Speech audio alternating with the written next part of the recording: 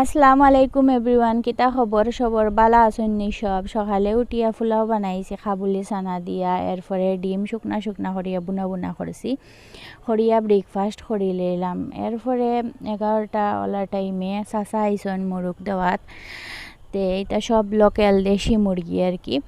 তো ওখান থেকে দেখিয়া দুইটা চুজ করিয়া লইলাম। ফার্মর মুরগি খাই না, দেশি মুরগি ভাল লাগে আর বেমার আজারও কম হয়। এরপরে সকালে পোলাও খাইছি করিয়া আর পোলাও বানাইছি না, নর্মাল প্লেটিং করিয়া লাঞ্চ করলিলাম। এরপরে বিকালে বারইছি একটু ঘুরবার লাগিয়া।